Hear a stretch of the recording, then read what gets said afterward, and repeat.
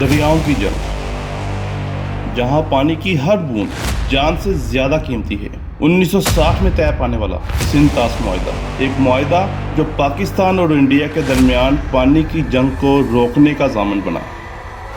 पाकिस्तान का वो पानी हमारे खेतों को सैराब करता आया है, लेकिन आज 64 साल बाद इंडिया ने एक ऐसी धमकी दी है जो खित्ते के अमन को हिला सकती है। क्या इंडिया वाकई पाकिस्तान का पानी रोक सकता है? अगर ऐसा हुआ तो चीन का रद्द-ए-अमल क्या होगा और पाकिस्तान को क्या कीमत अदा करनी पड़ेगी? क्या पाकिस्तान कहत, खुश्क साली और पानी के बहरान की तरफ बढ़ रहा है? गरीब चाहे पंजाबी हो, सिंधी हो, कोई भी किसी कौम का भी गरीब हो, उस मजदूर हारी को कुछ नहीं मिल रहा। जी हाँ, मैं हूं तहसीन जावेद। आज मैं पाकिस्तान और इंडिया में होने वाली इन दरियाओं की जंग से पर्दा उठाऊंगा। क्या वाकई इंडिया इस काबिल है कि वो पाकिस्तान का पानी रोक सके? क्या उसके पास इतने वसाइल हैं कि वो ये कर सके? मेरे साथ रहिएगा। ये मुआहदा होता है सितंबर 1960 में, जब इंडिया के वज़ीर आज़म जवाहरलाल नेहरू कराची आए और सदर अयूब खान के साथ सिंध तास मुआहदे पर दस्तखत किए। वर्ल्ड बैंक की कोशिशों से तय पाने वाले इस मुआहदे ने 6 दरियाओं के पानी की तकसीम का तरीक़ाकार तय किया, जिस पे दोनों अफ्रीकैन मुत्तफिक भी हुए।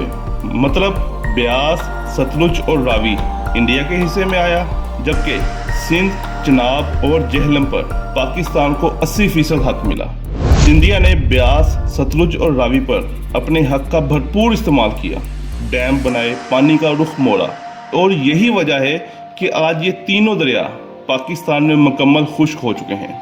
लेकिन सिंध, चनाब और जेहलम के 80% पानी पर पाकिस्तान का हक है। इंडिया इस पानी का सिर्फ 15% हिस्सा ज़राअत के लिए इस्तेमाल कर सकता है, बिजली बनाने के लिए प्लांट्स लगा सकता है, लेकिन इसे रोक नहीं सकता। गुज़श्ता 20 सालों से भारतीय जनता पार्टी के रहनुमा इस मुआहदे को ख़त्म करने की बातें कर रहे हैं।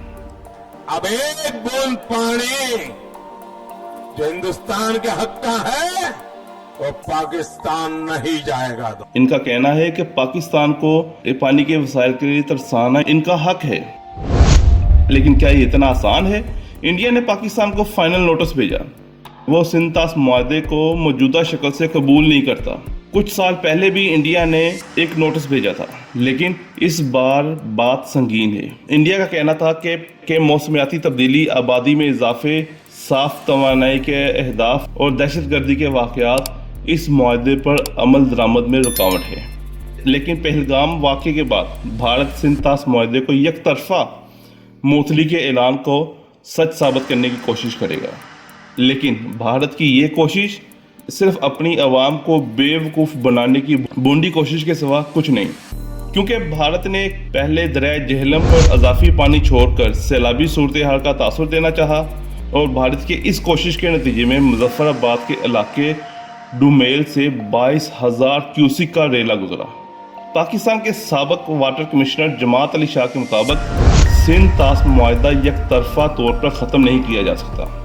दोनों ममालिक की बाहमी रजामंदी के बगैर इसमें कोई तब्दीली मुमकिन ही नहीं।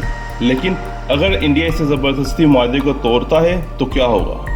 अगर इंडिया सिंध, चनाब और जेहलम का पानी रोकता है तो पाकिस्तान की ज़राअत तबाह हो सकती है। 80% पानी के बगैर फसलें सूख जाएंगी। सिंध में पहले ही हड़तालें जारी हैं और कॉर्पोरेट फार्मिंग ने सिंध दरिया की पहले ही कमर तोड़ दी। किसान बदहाल हो जाएंगे और खुराक का बहरान पैदा हो सकता है। लेकिन क्या इंडिया के पास वाकई ही इतनी सलाहियत है कि वो पाकिस्तान का पानी रोक सके?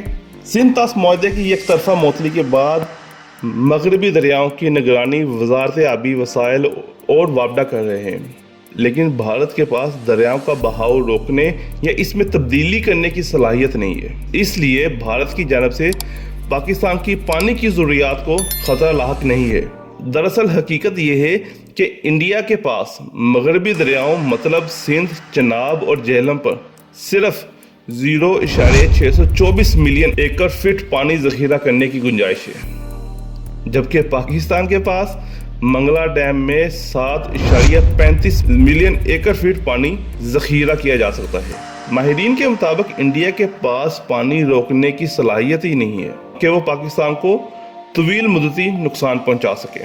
لہذا پاکستان کے پانی کی فراہمی کے حوالے سے کوئی خاص یا مستقبل رکاوٹ متوقع نہیں ہے، لیکن ہو سکتا ہے کہ آنے والے کچھ سالوں میں انڈیا ان پر بھی کام شروع کر دے، لیکن ابھی تو یہ ممکن نہیں۔ ذرائع کے مطابق بھارتی سرگرمیوں کا مقصد بنیادی طور پر ایک ایسا بیانیہ بنانے کی کوشش ہے، کیونکہ موسمیاتی تبدیلی کے تناظر میں فاسٹ ٹریک بنیادوں پر بھی پانی کو ذخیرہ کرنا ممکن ہی نہیں۔ اب سوال یہ پیدا ہوتا ہے کہ اگر انڈیا معاہدہ توڑ دیتا ہے تو چین کیا کرے گا؟ دراصل پاکستان ایک لوئر ریپیرین ملک ہے اور پاکستان کے لیے انڈیا اپر ریپیرین ملک ہے۔ مطلب پانی کے بہاؤ کے حساب سے انڈیا اوپر ہے، پاکستان نیچے، جہاں سے ہو کر پانی سمندر میں گرتا ہے۔ لیکن رکے ذرا، انڈیا خود ایک لوئر ریپیرین ملک ہے اور چائنا انڈیا کے لیے اپر ریپیرین ملک ہے، کیونکہ انڈیا کا برہم پترا دریا جو کہ تبت سے نکلتا ہے، یہ دریا ہندوستان کو بے شمار فوائد فراہم کرتا ہے۔ آبپاشی، زراعت کے لیے پانی ایک اہم ذریعہ ہے اور نقل و حمل کا رستہ بھی۔ ہائیڈرو پاور پلانٹس بھی اس پر لگے ہوئے ہیں اور ہندوستان کے شمال مشرقی علاقے میں ماحولیاتی نظام کی حمایت کرتا ہے۔ دوسرے الفاظ میں انڈیا کے لیے زندگی کی لکیر ہے۔ لیکن اگر چین نے اس دریا کا رخ موڑ دیا یا پانی روک دیا تو انڈیا خود پانی کے بحران سے دوچار ہو جائے گا۔ کیا انڈیا اس خطرے کو مول لے سکتا ہے؟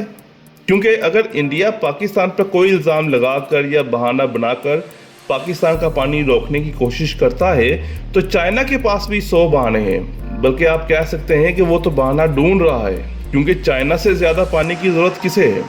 پاکستان کی وزارت آبی وسائل اور وابڈہ صورتحال پر گہری نظر رکھے ہوئے ماہرین کا کہنا ہے کہ پانی کو فوری طور پر کوئی خطرہ نہیں، لیکن موسمیاتی تبدیلی کے پیش نظر بڑے آبی ذخائر کی تعمیر کرنا ممکن ہی نہیں۔ پاکستان نے انڈیا کے زیر کنٹرول کشمیر پر 2 متنازع منصوبوں پر پہلے ہی اعتراضات اٹھائے ہیں اور انٹرنیشنل کورٹ نے انڈیا کی مخالفت کے باوجود پاکستان کی شکایت سننے کا فیصلہ بھی کیا ہے۔